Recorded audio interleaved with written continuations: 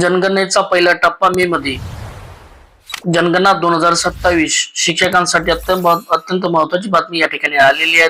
जनगणनेचा पहिला टप्पा मे मध्ये. पुणे.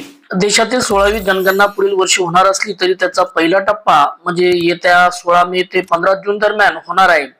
त्या जनगणनेच्या तयारीसाठी पहिल्या टप्प्यात घर यादी व घरगणना करण्यात येणार असून त्यासाठी पुणे जिल्ह्यातील सर्व विभागातील अधिकारी कर्मचाऱ्यांनी आवश्यक तयारी पूर्ण करून जनजागृती तसेच समन्वय साधावा असा आदेश निवासी उपजिल्हाधिकारी ज्योती कदम यांनी दिला.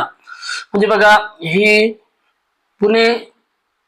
पुणे जिल्हा परिषदची बातमी आहे. पुढे पाहूया. जिल्हाधिकारी कार्यालयात जनगणनेच्या पार्श्वभूमीवर आयोजित बैठकीत त्या बोलत होत्या. बैठकीत प्राथमिक व माध्यमिक शिक्षण अधिकारी, जिल्हा आरोग्य अधिकारी तसेच पुणे जिल्ह्यातील दोन्ही महानगरपालिका आणि संबंधित विभागाचे अधिकारी उपस्थित होते. यंदा जनगणना प्रक्रियेत मोठा तांत्रिक बदल करण्यात आला असून सेन्सेस 2027 HLO या मोबाईल ऍप्सच्या माध्यमातून डिजिटल पद्धतीने माहिती संकलित केली जाणार आहे. बघा आपल्याला कोणत्याही प्रकारचा पेन, पेन्सिल, वही, रजिस्टर हे वापरायचे नाही, तर आपल्या मोबाईलवरच हे जे सेन्सेस 2027 HLO हा जो मोबाईल ऍप्स आहे म्हणजे आपल्याला हे डिजिटल पद्धतीनं सर्व माहिती त्या ऍप्सवर जमा करायची आहे. तसेच प्रथमच स्वगणना म्हणजे सेल्फ एन्युमरेशन ही सुविधा उपलब्ध करून देण्यात आली आहे. म्हणजे लोकांना देखील प्रथमच स्वगणना म्हणजे एक वेबसाईट आहे, त्या वेबसाईटवरच आपली सर्वांची माहिती म्हणजे लोक सुद्धा त्या ठिकाणी आपली माहिती नोंदवू शकता. ही सुविधा उपलब्ध करून देण्यात आली आहे. नागरिकांनी स्वगणना करून माहिती सादर केल्यास ती अंतिम करण्यापूर्वी प्रगणना करून पडताळणी केली जाणार आहे. म्हणजे आपण शिक्षक बांधवाकडून ती प्रगणना करून पडताळणी केली जाणार आहे.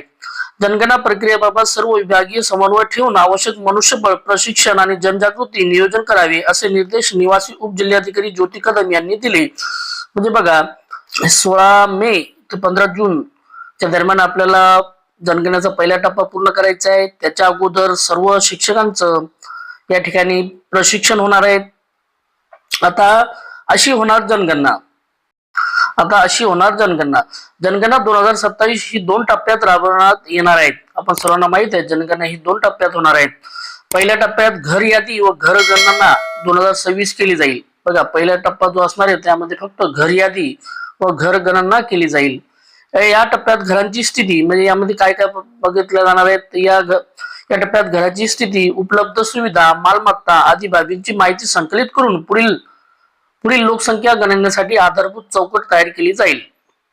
आणि दुसऱ्या टप्प्यात काय पाहणार आहे तर दुसऱ्या टप्प्यात आपण लोकसंख्या गणना म्हणजे 2027 करण्यात येणार असून ठराविक संदर्भ दिनांक वेळेनुसार प्रत्येक व्यक्तीची वैयक्तिक माहिती नोंदवण्यात येईल. म्हणजे प्रत्येक घरातील प्रत्येक व्यक्तीची माहिती ही पुढच्या वर्षी म्हणजे दुसऱ्या टप्प्यात लोकसंख्या गणना होणार आहे. त्याच प्रकारचे व्हिडिओ आवडल्यास व्हिडिओ लाईक, शेअर आणि सबस्क्राईब करायला विसरू नका.